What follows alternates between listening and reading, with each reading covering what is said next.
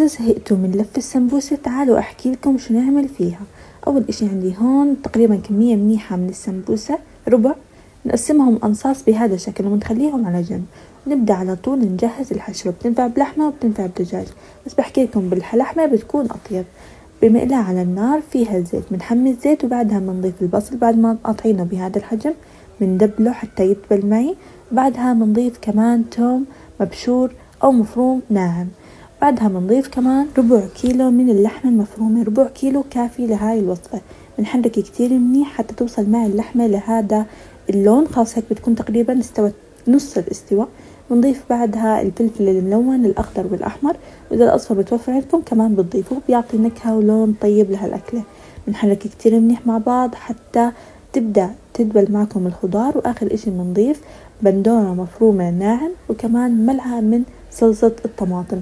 بنحركهم كتير منيح مع بعض. وآخر إشي بدنا نضيف البهارات، ملعقة من الملح، ملعقة صغيرة من الفلفل الأسود، وملعقة بابريكا، ملعقة من البهارات المشكلة، ملعقة صغيرة طبعا من كل نوع. وبتحركوا كتير منيح بس حتى تاخد معكم النكهة، وهيك بتكون استوت معكم الحشوة وصارت جاهزة. بنضيف هلأ السمبوسة بالشكل الاعتيادي هيك، واللي قسمناها مسبقا بنضيفها بهذا الشكل. هاي الحركة عشان ما تطلع معكم الحشوة، بتطلع كل حبة مثل أختها وكتير مرتبة، فبفضل إنكم تعملوها. بنضيف الحشوة بهذا الشكل وخلوا كميتها راهية. بتبدأوا بتلفوها بكل سهولة وبساطة بهذا الشكل. طبعا بتخلصوا كل الكمية بنفس الطريقة، وبنثبتها بالطحين، بنكون ضايفين عليه شوية مي، هاي المادة اللاصقة بنضيفها بهذا الشكل، وبنخلص كل الكمية عندي وبنلفها. هيكم بس انتوا هيك كيف بتكون بتفتح النفس. واحلى ما في هالطريقة انه ابدا ما بتطلع حشوتها. صينية بايركس او الصينية اللي انتوا بدكم تعملوا فيها هاي الاكلة بتضيفوا بالقاع صلصة بيتزا اذا متوفر عندكم، اذا مو متوفرة بتقدروا كمان تضيفوا صلصة طماطم، تعطيكم نكهة غير شكل لإلها. وانا شاركتكم مسبقا طريقتي في صلصة البيتزا، بعملها بالبيت بتكون كتير طيبة. بتصفوا كل كمية السمبوسة الرولات اللي احنا عملناها، وبعدها عندي هون كريمة طبخ بنضيف عليها ربع كوب من المي عشان نخففها، ملعقة صغيرة من الملح، الفلفل الأسود والماجي البودرة، وبنحركهم كتير منيح مع بعض.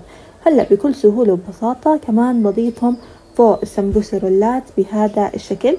آخر إشي بس لمساتنا الأخيرة أكيد لازم نضيف الموزاريلا، رح تعطيكم طعم ونكهة ومطة غير شكل لهاي الوصفة. هاي الوصفة اسمها المنتو الكذاب، وهيك المنتو الكذاب صار جاهز عندي، بحمره بالفرن حتى يصير معي بهذا الشكل. بتذوب الجبنة وبياخد النكهات، بيكون طعمته ولا أحلى.